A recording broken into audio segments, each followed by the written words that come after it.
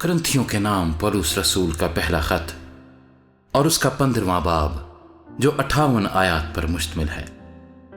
अब ए भाइयों, मैं तुम्हें वही खुशखबरी जताए देता हूं जो पहले दे चुका हूं, जिसे तुमने कबूल भी कर लिया था और जिस पर कायम भी हो। उसी के वसीले से तुमको निजात भी मिलती है, बशर्ते के वो खुशखबरी जो मैंने तुम्हें दी थी याद रखते हो, वरना तुम्हारा ईमान लाना बेफायदा हुआ। चुनाचे मैंने सबसे पहले तुमको वही बात पहुंचा दी जो मुझे पहुंची थी कि मसीह किताब मुकद्दस के मुताबिक हमारे गुनाहों के लिए मुआ और दफन हुआ और तीसरे दिन किताब मुकद्दस के मुताबिक जी उठा और कैफा को और उसके बाद उन 12 को दिखाई दिया, फिर 500 से ज्यादा भाइयों को एक साथ दिखाई दिया, जिनमें से अक्सर अब तक मौजूद हैं और बाज सो गए। फिर याकूब को दिखाई दिया, फिर सब रसूलों को और सबसे पीछे मुझको जो गोया अधूरे दिनों की पैदाइश हूं दिखाई दिया। क्योंकि मैं रसूलों में सबसे छोटा हूं, बल्कि रसूल कहलाने के लायक नहीं, इसलिए कि मैंने खुदा की कलीसिया को सताया था। लेकिन जो कुछ हूं खुदा के फजल से हूं, और उसका फजल जो मुझ पर हुआ वो बेफायदा नहीं हुआ, बल्कि मैंने उन सब से ज्यादा मेहनत की, और ये मेरी तरफ से नहीं हुई बल्कि खुदा के फजल से जो मुझ पर था। बस खा मैं हूं खा वो हों, हम यही मुनादी करते हैं और इसी पर तुम ईमान भी लाए। बस जब मसीह की ये मुनादी की जाती है कि वो मुर्दों में से जी उठा, तो तुम में से बाज किस तरह कहते हैं कि मुर्दों की क़यामत है ही नहीं।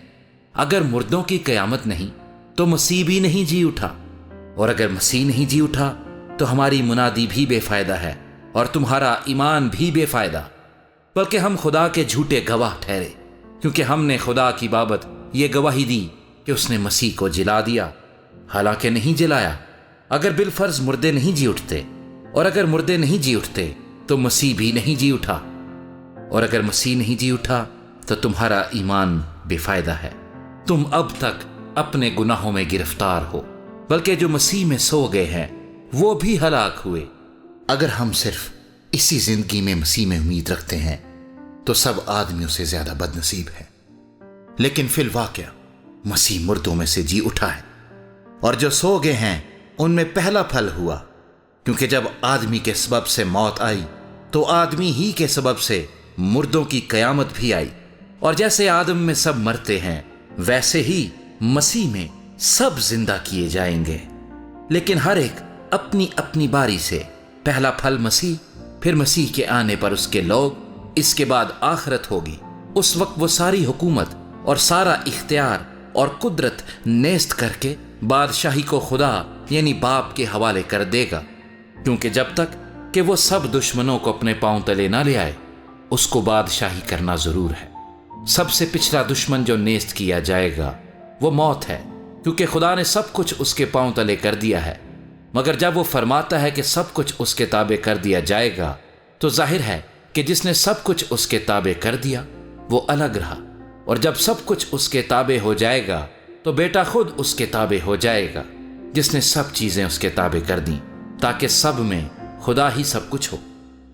वरना जो लोग मुर्दों के लिए बपतिस्मा लेते हैं वो क्या करेंगे? अगर मुर्दे जी उठते ही नहीं तो फिर क्यों उनके लिए बपतिस्मा लेते हैं?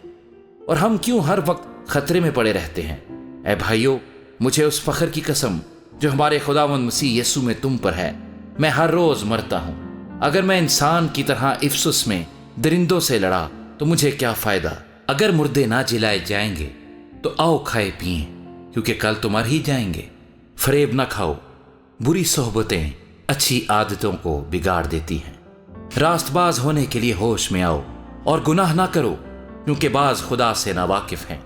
मैं तुम्हें शर्म दिलाने को ये कहता हूं। अब कोई ये कहेगा कि मुर्दे किस तरह जी उठते हैं और कैसे जिस्म के साथ आते हैं?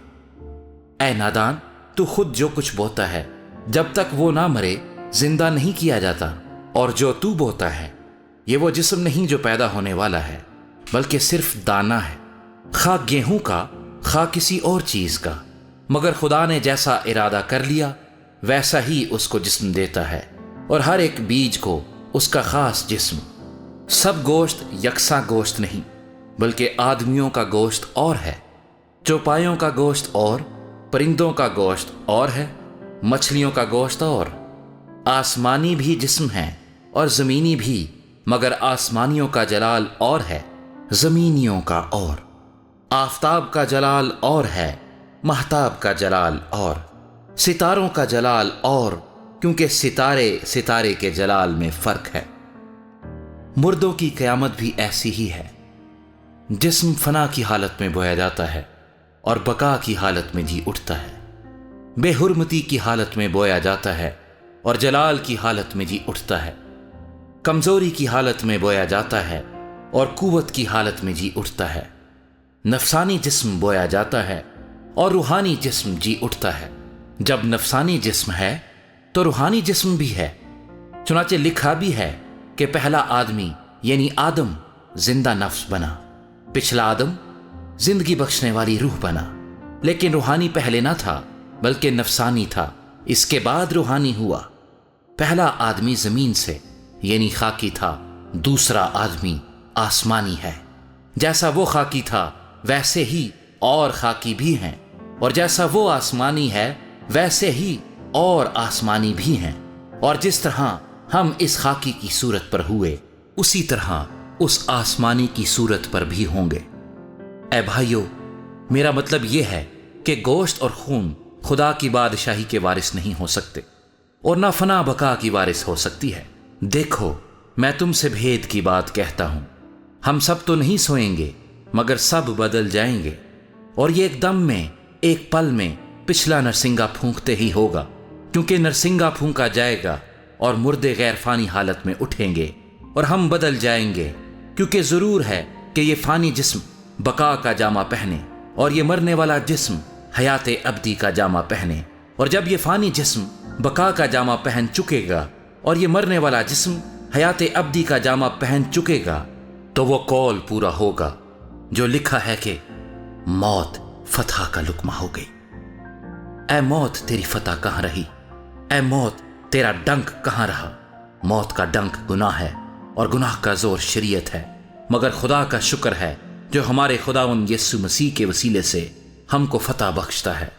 پس اے میرے عزیز بھائیو، ثابت قدم اور قائم رہو، اور خداوند کے کام میں ہمیشہ افزائش کرتے رہو، کیونکہ جانتے ہو کہ تمہاری محنت خداوند میں بے فائدہ نہیں ہے۔